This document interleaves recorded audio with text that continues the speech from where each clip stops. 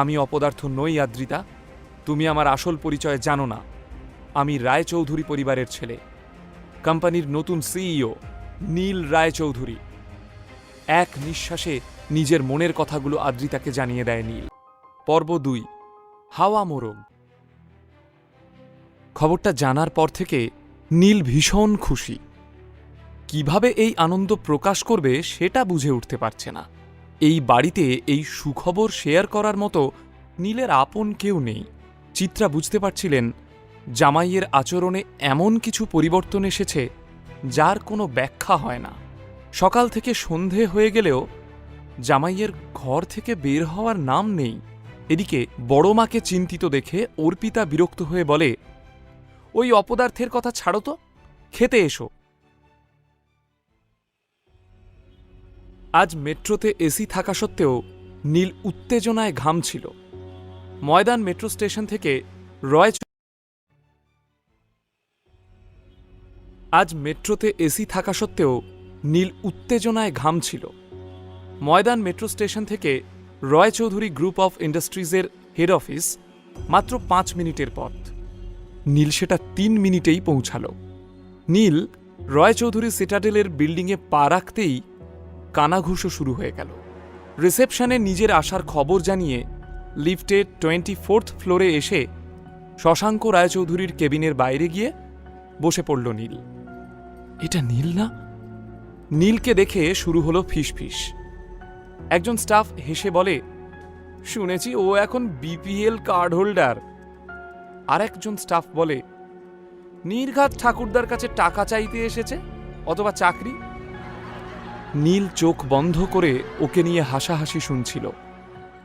এমন নয় যে সবাই ওকে দেখে বিরক্ত। এই অফিসে আজও এমন কিছু মানুষ আছে যারা নীলের বাবা হীরেন রায়চৌধুরীকে অন্তর থেকে শ্রদ্ধা করেন। নীলকে দেখে খুব খুশি হয়েছিল সেই মানুষগুলো। তবে আজকে ওকে নিয়ে কে কি ভাবছে সেটা ভাবার মতো পরিস্থিতিতে নীল নিজেই ছিল না। আশেপাশের কথাগুলো শুনতে শুনতে ওর চোয়াল শক্ত হয়ে উঠছিল। ও জানে এই প্রত্যেকটা মানুষ খুব শীঘ্রই ওর পায়ে এসে পড়বে। পয়সা জিনিসটাই এমন মায়াবী। মনের ভেতর পাকিয়ে ওঠা চূড়ান্ত রাগ আর ঘৃণা নিয়ে নীল দাঁতে দাঁত চেপে বলে, এক মাঘে তো শীত চায় না কাকা, আপনা টাইম আ গেয়া। অন্যদিকে শশাঙ্ক রায়চৌধুরী কেবিনের ভেতরে বসে নিজেকে মানসিকভাবে প্রস্তুত করে নিচ্ছিলেন। এই ২.৫ বছরের রক্তের সম্পর্কে যে ধুলো জমেছে তা এত সহজে মুছে যাওয়ার নয়। তবুও শশাঙ্কবাবুকে এই কঠিন কাজটা যে কোনো মূল্যে করতে হবে। শশাঙ্কবাবু অবশেষে সাহস সঞ্চয় করে কেবিনের বাইরে এসে দেখেন প্রত্যেক কৌতূহলী চোখ ওঁর এবং নীলের দিকে তাকিয়ে। শশাঙ্কর আগুনে দৃষ্টি সবাইকে চুপ করিয়ে রাখলেও তিনি বুঝলেন এই আলোচনা থামানো অসম্ভব। শশাঙ্কবাবু তাই সোফায় বসে থাকা নীলকে হাসি মুখে জিজ্ঞেস করলেন, কেমন আছিস দাদু ভাই? বুড়ো দাদুকে এতদিনে মনে পড়ল? শশাঙ্কর উদ্দেশ্য ছিল অফিসে একটা বার্তা দেওয়া যে এই মুহূর্তে দাদু নাতির ভেতর কোনো সমস্যা নেই। নীল সামান্য হাসে আর শশাঙ্ক উচ্ছ্বসিত হয়ে বলেন, ভেতরে আয়, ভেতরে আয়, আমরা ভেতরে গিয়ে কথা বলি। ভিতরে এসে বড় চেনা এই কেবিনটাকে খুব ভালো করে দেখছিল নীল। ওই বিশাল এক্সিকিউটিভ ডেস্কে বসে থাকা মানুষটাকেও নীল হাড়ে হাড়ে চেনে।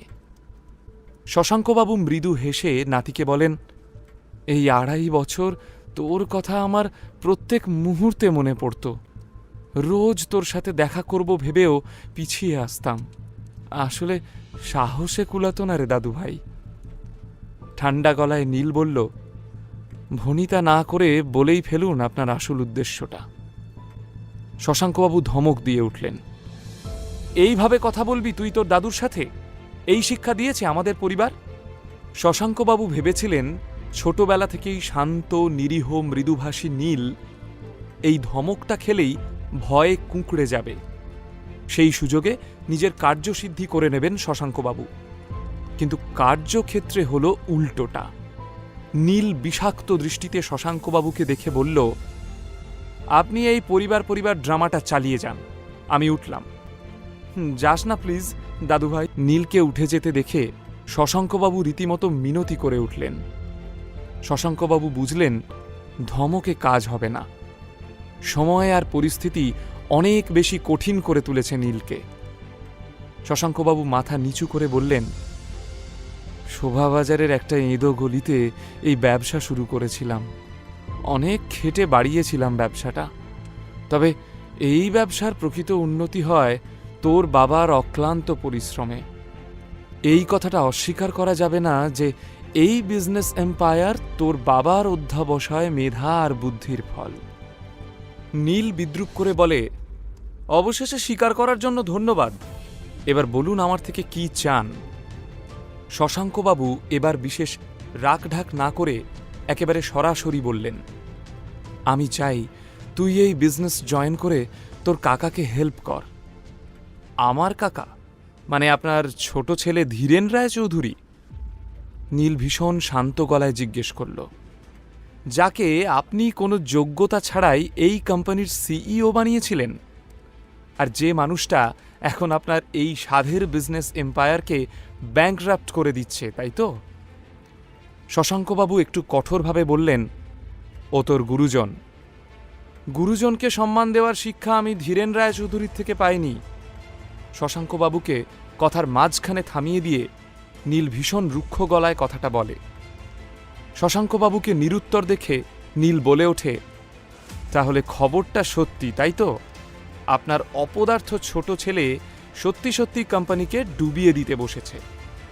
আপনি চেয়েছিলেন আপনার বড় ছেলের মতো আপনার ছোট ছেলেও তার যোগ্যতা প্রমাণ করুক।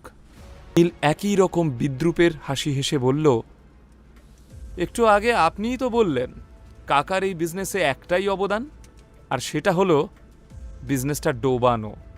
তাই ভেবে দেখুন আপনি কি করবেন। নীলের রূঢ় বাস্তব কথাগুলো শশাঙ্কবাবু অস্বীকার করতে না পেরে মাথা নিচু করে বসে থাকলেন। নীল নিজেও কোনো রকম তাড়া দেখাল না। ইতিমধ্যে শশাঙ্কবাবু কেবিনের নীরবতা ভঙ্গ করে জানালেন, আমি রাজি আছি। খুব শীঘ্রই তোমার কাছে অ্যাপয়েন্টমেন্ট লেটার পৌঁছে যাবে। তুমি সামনের মাসে সিইও হিসাবে এই কোম্পানি জয়েন করছো। কেউ তোমার কাজে ইন্টারফেয়ার করবে না। নীল ওর ব্যাগ থেকে একটা ফাইল বের করে শশাঙ্কবাবুর টেবিলে রাখল। শশাঙ্কবাবু অবাক হয়ে জিজ্ঞেস করলেন, এটা কি? নীল মুচকি হেসে বলল,